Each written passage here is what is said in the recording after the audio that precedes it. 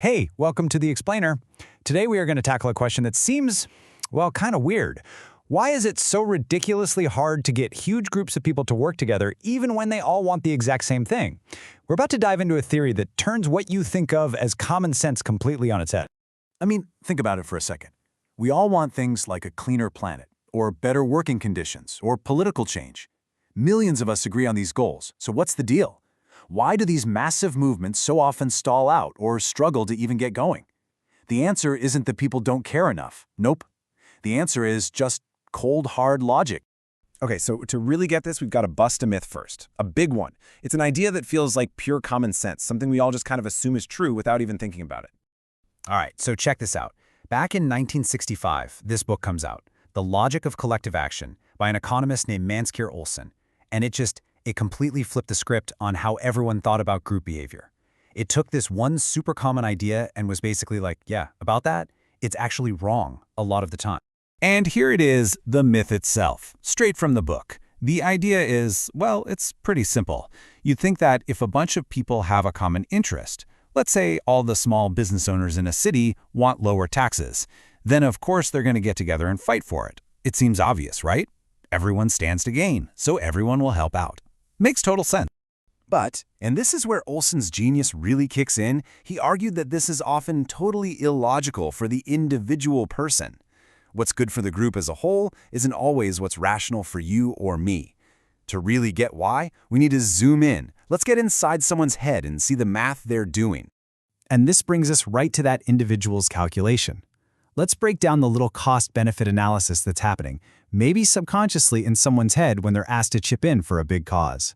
First things first, we gotta understand what these groups are usually fighting for. Olson calls it a public good. Now, the key thing to know about a public good is that it's non-excludable. That just means you can't block people from getting it. So if a group succeeds and we get cleaner air, well, you can't exactly put up a force field and stop someone who didn't help from breathing it. Or if a union gets a pay raise for the whole company, the person who didn't join the union, yep, they get that raise too. And right there, that's the dilemma, isn't it? If you know you're going to get the prize no matter what, whether you pay the dues, go to the protest, or do any of the actual work, why would you bother? What's your real motivation to do any of it? This is where that internal math gets really interesting. On one side, you've got your personal cost. It's your time, your cash, your energy, and it's real. On the other side, you've got your personal impact. And in a group with thousands or millions of people, your one contribution feels like, a drop in the ocean. It's probably not going to be the thing that makes or breaks the whole deal. So the most logical, rational choice for you, the individual, it's to do nothing. Let other people do the work and you just cruise along and enjoy the benefits if they pull it off. And that, right there, is the famous free rider problem. So if being a free rider is the smart play, how does anything ever get done? Why do some groups actually succeed? Well, this leads to Olson's next huge point. Size matters. A lot. And the difference is just massive. Think about a group project in school with just 3 of you. If one person doesn't do their part, everybody knows. Your work is super noticeable.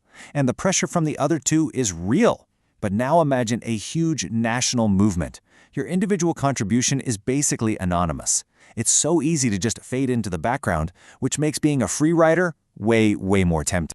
And this creates this really wild situation that Olson had a great name for, the exploitation of the great by the small. What it means is that in these big groups, the heavy lifting isn't shared equally, not even close. It's usually a tiny, super passionate minority that does all the work. They're the ones who care enough, or maybe they have the most to gain personally, so they shoulder the entire burden for everyone else. And the passive majority? They just ride along, getting all the benefits. The few are basically exploited by the many.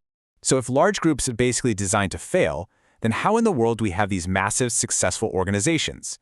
Huge unions, professional groups, major charities? They exist, so what's their secret? Well, Olson has the answer for that too. According to Olson, there are pretty much 2 ways to crack the free rider problem and actually get big groups to work. The first one is a bit of a blunt instrument, coercion. But the second one, which is way more common and a lot more clever, is something called selective incentives. Coercion is exactly what it sounds like. It means you don't have a choice. Governments do this all the time with taxes. We're all forced to pay for public goods like roads and national defense. Some unions have also historically used it with rules where you had to be a member to get a job at a certain company. But, forcing people to do things isn't always an option. And that brings us to the real secret weapon for most of these big successful groups, the selective incentive. So what is it? It's basically a private perk, a goodie, something valuable that you only get if you're a member who chips in. This is the magic ingredient that makes it worth your while to join. You've totally seen these in action. Ever see a public radio pledge drive? The programming is the public good. Everyone gets to listen. But that tote bag or coffee mug? That's the selective incentive. You only get it if you call in and donate. Or think about an organization like the AARP. They lobby for policies that help all seniors, sure, but they get people to sign up and pay dues by offering stuff like discounts on hotels and travel. So what these perks do is they completely rewrite that personal calculation we talked about. All of a sudden, it's not just about some big abstract public good anymore, it's about a real tangible thing you get. You're not just joining to save the whales. You're joining because the member-only discount on your car insurance is actually worth more to you than the membership fee. You come for the perk, and supporting the bigger cause, that just becomes a nice little bonus. So here's the bottom line. Large groups don't succeed just because of shared interests. They succeed when they find a way to beat that free rider problem, either by forcing people to join or, more often, by offering private perks that make it the logical choice for an individual to sign up. Now that you have this lens, I want you to start looking for it. Seriously, from that group project at work all the way up to the global challenge of climate change, where do you see this logic playing out? Because I'll tell you what, once you see it, you cannot unsee it. It's everywhere.